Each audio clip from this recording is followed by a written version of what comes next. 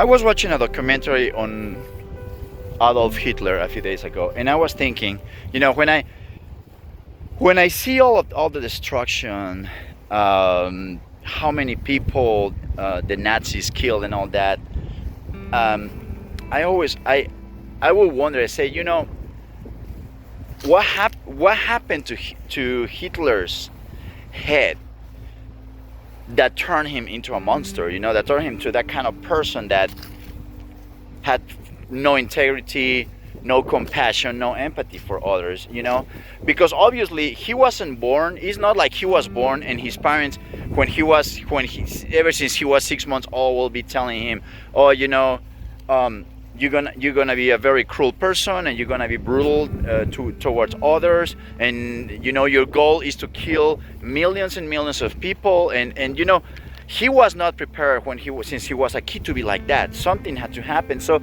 I started thinking, at what age do we start thinking? I want to think that his parents were teaching him what most parents teach kids. Be nice to other people. They just try to raise a good kid that has values, that has compassion, and that shares with others. But I was want to say, obviously, when Hitler, when he started becoming more mentally independent, something happened in his mind that he just started turning in a different direction. So I was wanting to say, at what age do we start thinking independently? At what age do we start making thinking more like more our own decisions, and having that critical thinking about the things that we see in the world, about the perceptions and everything happening around? And well, it turns out that they say that by the time we're 6 months, a 6-month old baby, he's already, or she's already starting to think independently, because they say actually crying, it's a form, it's kind of a way to show their what they're feeling, what they're thinking, But they say, but basically, it's when you turn 9 years old, that's when your critical thinking and your decision making starts to get better. So I was surprised because, I was surprised and I was not. I was surprised because I thought that it would be probably before 9 years old that things really start to change. But at the same time, I was not, because I know that up till we're 7 years old, we're pretty much like a sponge. We're just learning from everything we see, and on those first 7 years, science says the first 7 years of life of every person, they're super important. That's when the parents are gonna have the biggest influence on kids. So by the time they turn 7, a big part of them is already formed. After 7, it's like pretty much the kid starts opening his mind a little more to what's going on around him and making his own decisions. So what I read is around 9, they start becoming more independent.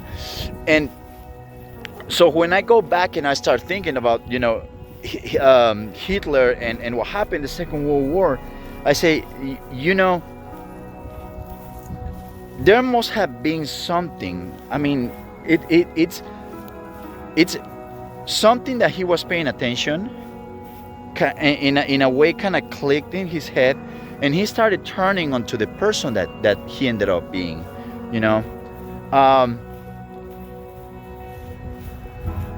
That tells me that ever since, it's very important that for kids, and even when we're already grown ups,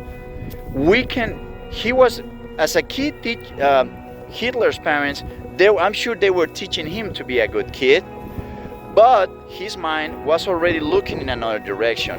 So what happens there is that our conscious mind can read a self-help book and say, okay, I got it, this is how it is, and we think that we already know things. Same thing happens when we're thinking about you read a book about math, or you read a book about literature or something like that. So that's a conscious mind. And the subconscious mind, which is the one thing that we use the most, pretty much more than 90% of the actions that of everything we do in a day is pretty much dictated by the subconscious mind.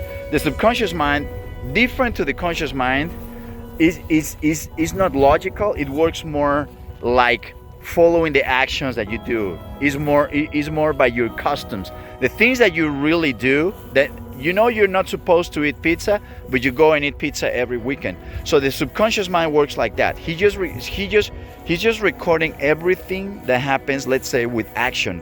So what I was thinking, is like, it's very important to pay attention to the things that you're doing, but you gotta remember that when you read something or you listen to something, anything that you're learning or you're listening to, and we say, okay, you know what, I've already finished X course of something, and we think that we're ready for that, but the truth is that you're not ready for it. Why? Because you haven't taken any action on it.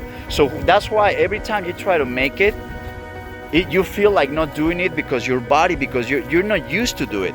You have to actually do it until it becomes a habit. And by you doing it is when your subconscious mind says, okay, so this is what you like to do. All right, so let's just do it over and over. He records it, and then then it becomes an easy action. It becomes something that you can do easily without struggling with it. But that only happens until you have done it consistently many times. And but anyways, while I was watching this Hitler documentary, that was something that just came to my mind, and I was thinking, it's amazing how we a lot of people don't know. We just expect that things are gonna happen when we dedicate time to them, and we have finished that book, and we have finished that video, or you finish the DVD or whatever it is that you're studying, or even when you're at school, you go and you study for one semester or something, and you think that, okay, I'm done, I'm certified, I know how to do this thing, now I'm this person. But the truth is that nothing happens like that. It just doesn't. You are not going to become that person. You are not really going to grasp all the information that from all the effort, all the time that you put on that thing. You're not really gonna get it until you actually do it.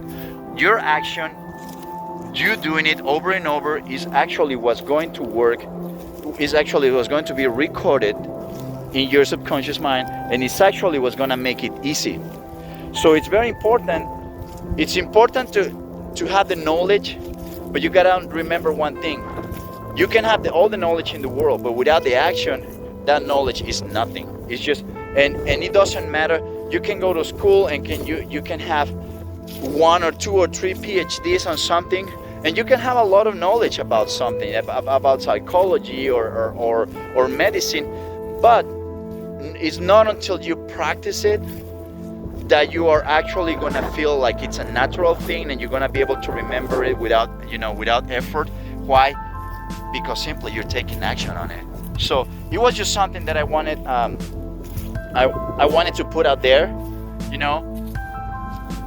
because as a personal note, so many books, so many things that I would read in the past and say, you know what, I remember I read this book, or I watched this documentary, this video, and I've been studying this for so long, but I still don't feel like I'm that person. And until I finally, came across with information and say, well, you don't feel that person because you're not being that person. You're just reading. You're just pretty much like a huge warehouse in your head, storing all that information, but you're not really behaving, you're not really acting, you're not really putting those words in action. That's why you don't feel like that. All right. Okay, guys. Well, I just wanted to tell you about this. I hope you like it. Give me a like, subscribe to the channel, and I'll see you soon. Thank you.